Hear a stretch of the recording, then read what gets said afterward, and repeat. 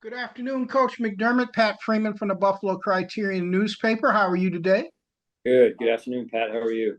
I want to first apologize because last week I asked you about Josh Allen not throwing his first interception, and unfortunately he did.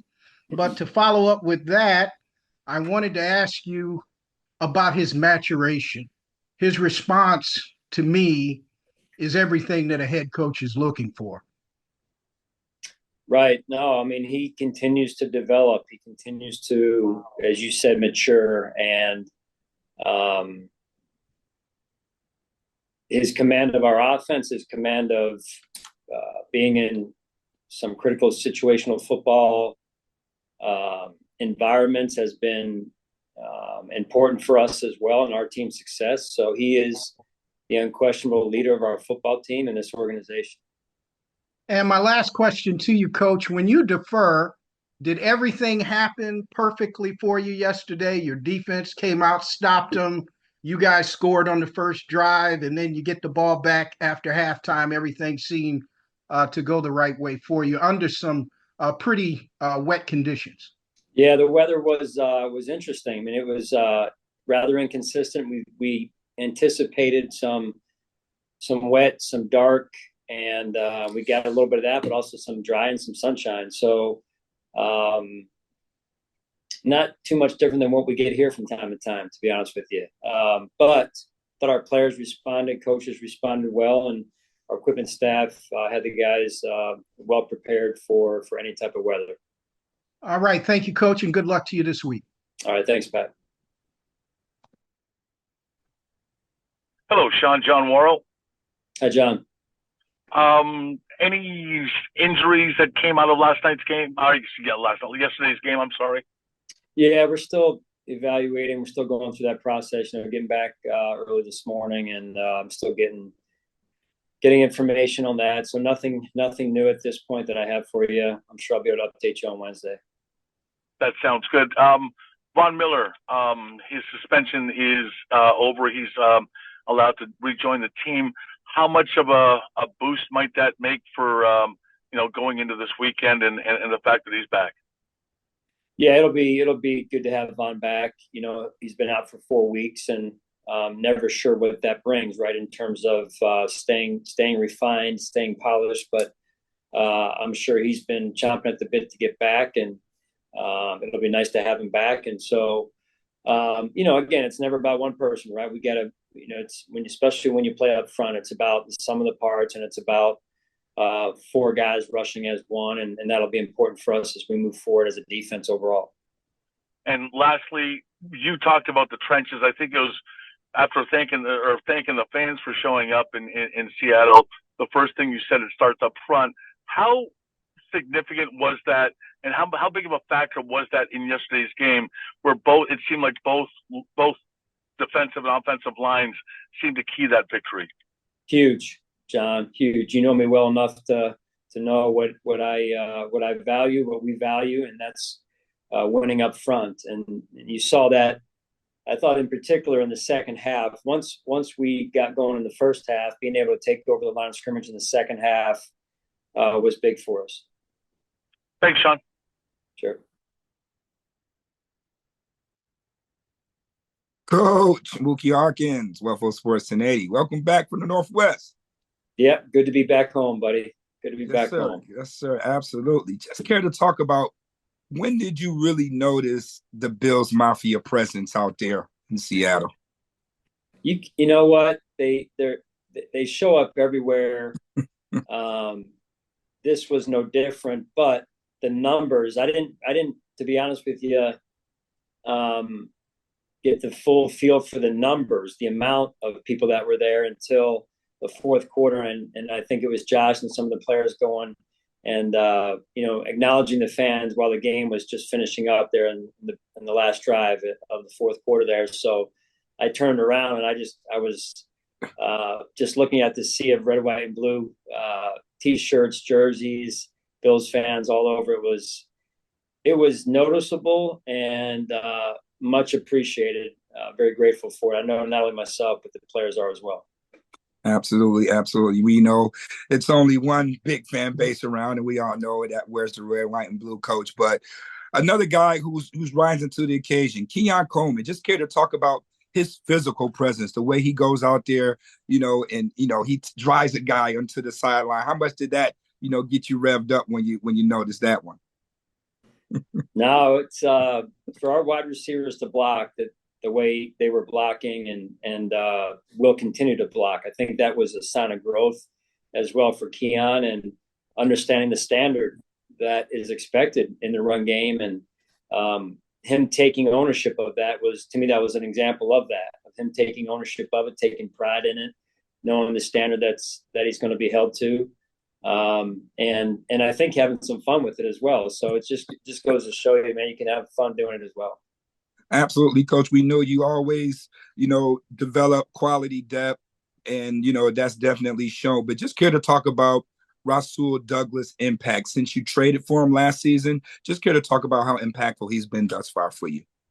Right, he's got a great relationship with CB, and they teach one another, learn from one another, and share ideas, share techniques and tips and whatnot. And Rasul has been a good addition to our team, and I think the thing that has stood out the most the last few weeks is his tackling. And not that it wasn't there before, but he's been tested, and he has risen to the occasion. And again, like I said, when your wide receivers block and your corners tackle and your O-line and D-line and finish at the ball with great effort, you got something. Absolutely, Coach. 6-2. Second half of the season begins for you. Keep up the good work. Have a great week. Thanks, Mookie. Too. Hey, Sean. I know you said you were still getting some information on injuries from the game itself, but I was wondering if you had any outlook for Terrell Bernard, just where he might be at this week. Yeah, again, I don't know for sure. I'd love to be able to say yes, he's going to play, but I don't know. What I have on that right now is I'm going to know a little bit more tomorrow. He'll work with the trainers again tomorrow. He was left at home this past weekend, as was Curtis Samuel, for rehab purposes. So we'll know a little bit more tomorrow once they get a chance, both of them, to check in with the trainers and see where they're at. Gotcha. And then I was wondering what you saw out of Greg Rousseau in yesterday's game. I know you talked about the group as a whole, but just like him in particular. Yeah, I mean, Greg, I think we had one sack, but there were other times where we affected the quarterback. Again, I thought Greg did some really good things. He was physical at times where he needed to be physical. He got his hands up, affected some passes, as did Casey Toohill on the interception. I believe it was Casey on Austin's interception there, which is a huge play for us, setting up our offense. So, it's really, again, like I mentioned earlier with Vaughn, with Casey, with Greg in this case, we got to continue to work together, not only to stop the run, which I was impressed with yesterday, because that was no easy challenge with those running backs. But also when we rush, we've got to rush together, and that's when you can really affect the quarterback, and the rush and coverage can work together. And then on Taron Johnson, I know you've seen what he can do over his years with the Bills, but just kind of this last stretch since you got him back, what have you been seeing out of him, both from a football standpoint and kind of his leadership that he brings to the defense as well? You hit on it. I mean, the leadership when TB is out, he's the kind of the guy in the middle of our defense. TB is with the middle linebacker position, the leadership that comes with it, the communication that goes with alongside of it as well. And so when TB's out, other leaders have to step up. And I think you saw that with DQ stepping up, Daquan Jones, that is. You saw it with Taron stepping up. You saw it with T-Rap stepping up, and others as well. So those guys stepping up with their play first and foremost, but also with their words and their body language and the vibe that they were creating, the environment they were creating amongst our defense yesterday was important for us. Thanks, Sean. Sure. Hi, Sean. How are you? Good. How are you today? Good, thanks. The last couple of weeks, your red zone defense has really stepped up to the plate a little bit. Really, really all season. I think you're about 10 points better than you were last year in terms of allowing red zone touchdowns. What have you seen in the biggest key of kind of improving that statistic? Well, the play caller is a lot better than last year's play caller. We could start there. No, I think the coaches are doing a really good job of putting a good game plan together.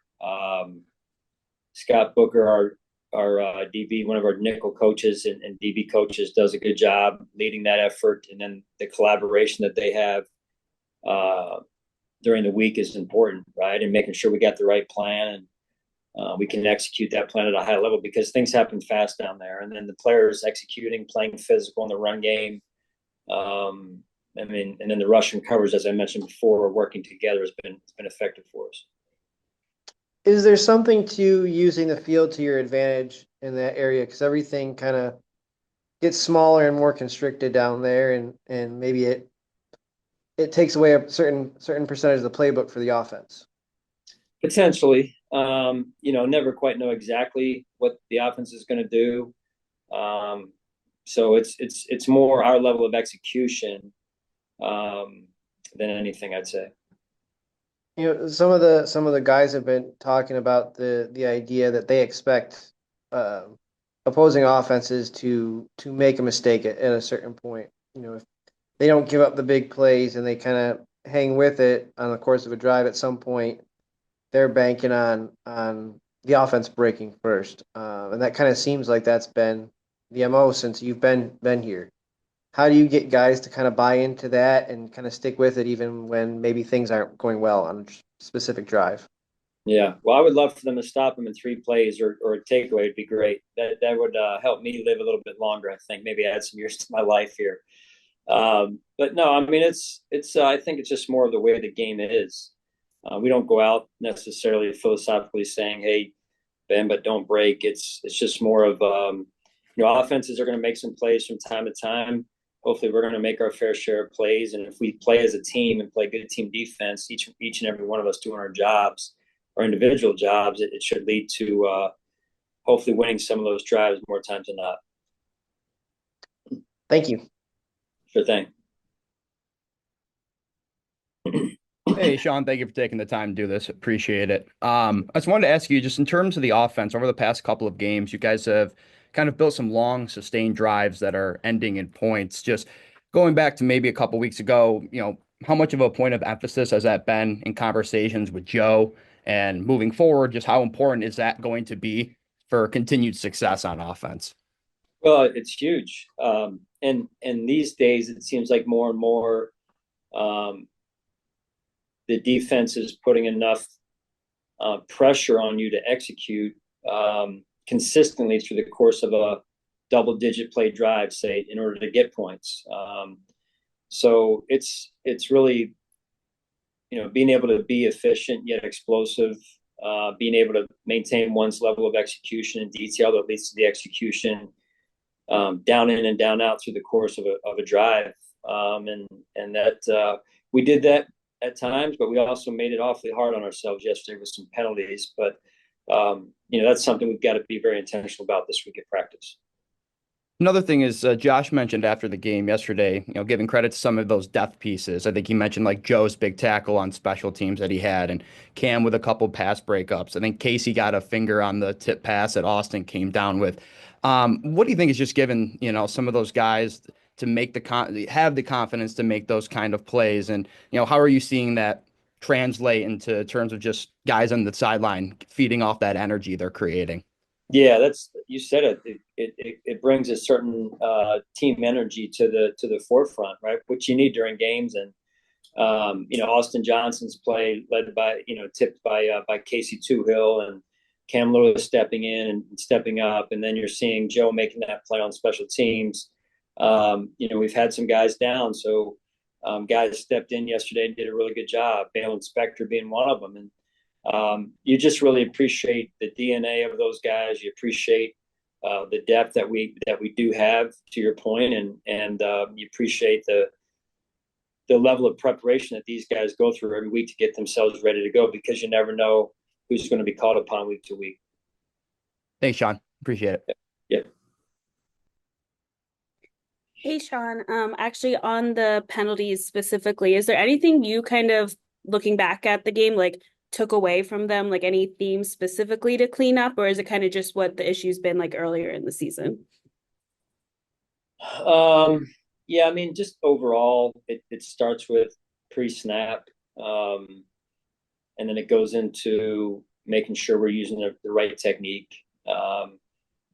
There's always going to be some that pop up. Don't love it, but we're trying to be aggressive at the same time. So there's a balance there. And at the end of the day, you can't beat yourself. That's the non-negotiable of all this. Is you can't beat yourself. And if you're getting behind the chains, or if you're getting off schedule offensively, it makes it really hard to get out of those situations. And then I was curious, you mentioned him earlier, but the job that Bobby has done now through 8 games, how do you kind of evaluate where he is as a defensive play caller, maybe how he's kind of progressed throughout the season so far? Right. I thought yesterday he did a really nice job. I really did. I thought he caught a good game. The preparation during the week, I thought was, at a high level. And Bobby's a hard worker. The defensive staff, they all work together, just like you'd expect, right? On a good staff, and there's no egos. These guys all have a common goal that they're trying to accomplish week to week, and I think the communication with the offensive staff, defensive staff, and special team staff has been at a high level, which is critical for us week to week. Thanks. Yep. Hey, Coach, how did you see your team turn a corner on 3rd down yesterday on both sides of the ball? I think more than anything, Maddie, was yards to go. When you looked at our offense's yards to go on 3rd downs, I think it was approximately around 5 yards to go. Defensively, I think it was upwards of 9, 10, 11 yards to go on 3rd downs for their offense. So that's certainly a big help. That's a first step when you're winning 1st and 2nd down. And then the execution on 3rd down as well on both sides of the ball. Speaking of being efficient on 1st and 2nd down, what allowed the team to do that against the Seattle Seahawks? What did you see from the group on offense and defense? Yeah, I would say, and we don't take this lightly, the preparation during the week, Maddie, and the detail of having a feel for what we were trying to do, and everyone being on the same page with the details in order to execute that one play, offensively, defensively, in this case, as you mentioned. And then knowing somewhat what to expect. You never know for sure because you can't control it, but somewhat what to expect from the opponents in terms of their schemes and their personnel. So I think all of that goes back to the preparation leading into the game. And we take a lot of pride, our guys do, in being the most prepared team in the NFL. And that's important to us. Thanks, Coach. Got it. Hey, Sean, your thoughts on Tua returning to play after what he went through earlier this season and what he presents in terms of on-the-field production? Yeah, you know what, Alex, I haven't gotten to the film yet, to be honest with you. But number one, glad he's okay. That was scary to watch. Number two, it appears obviously that he's back and playing at a high level. So they're a good team, a good offense. And we're going to have our work cut out for us this week here. What are you dressing up for as Halloween? For Halloween? You? How about that? Oh, Wow. How flattering! Thank you. All right, thanks, Coach. You got it, buddy. Yeah.